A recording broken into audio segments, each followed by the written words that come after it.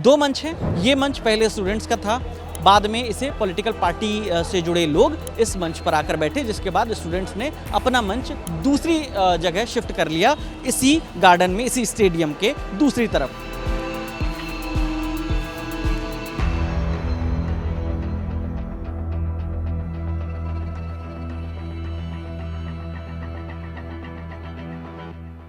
रांची का जयपाल सिंह मुंडा स्टेडियम है और यहाँ पर प्रोटेस्ट चल रहा है। जेपीएससी और जेएसएससी की जो परीक्षाएं हुई हैं उसमें जो अनियमितताएं हुई हैं उसके विरोध में स्टूडेंट्स प्रोटेस्ट पर बैठे हुए हैं। दो मंच हैं।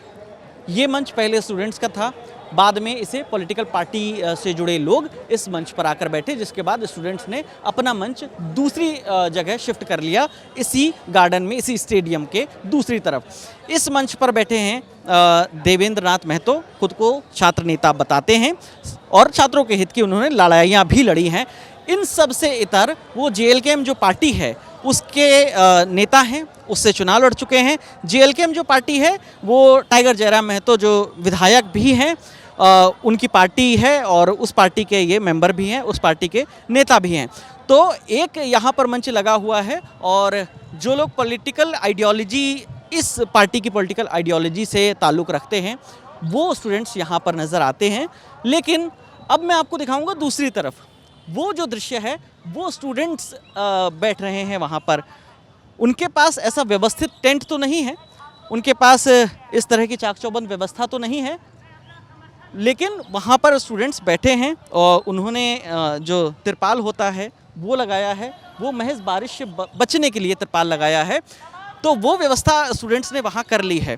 लेकिन यहाँ का जो मंच है हमने देखा बीते 2 दिनों में यहाँ पर दोनों गुट के बीच बहस भी हुई इस बात को लेकर कि कुछ पॉलिटिकल लोग जो हैं वो मंच पर चढ़ गए और उन्हें उतारने की वो कोशिश कर रहे थे और इस बीच हाथापाई भी हुई और वो तस्वीरें भी सामने आई। फिर उसके बाद स्टूडेंट्स ने ये तय किया 2 दिन पहले रात के वक्त कि हम अलग जगह बैठेंगे, हमारा प्रोटेस्ट अलग जगह होगा और वो स्टूडेंट्स इसी पार्क के दूसरे कोने में आकर बैठ गए हैं। जो रविंद्र भवन की तरफ का ये गेट है उस तरफ आके स्टूडेंट्स बैठ गए हैं। तो कॉज दोनों का एक ही है, दोनों की मांग एक है, लेकिन इन सब के बीच जो जेएलकेएम के लीडर हैं, छात्र नेता हैं देवेंद्र नाथ महतो, वो हंगर स्ट्राइक पर बैठ गए हैं। उनका कहना है कि ये हंगर स्ट्राइक अनिश्चितकालीन हंगर स्ट्राइक होगी और जब तक सरकार मांग नहीं मान लेती तब तक वो हंगर स्ट्राइक पर बैठे रहेंगे। मांग क्या है? मांग है कि 14वीं जो जेपीएससी की परीक्षा हुई है, जिसके प्रीलिम्स के एग्ज़ाम के बाद से ही तमाम आरोप लगे हैं कि उसमें किस तरीके से धांधली हुई है, किस तरीके से फर्जीवाड़ा किया गया है और इसके बाद सरकार ने जो है मेंस का जो एग्ज़ाम है उसको स्थगित कर दिया है, रद्द नहीं किया है, स्थगित कर दिया है।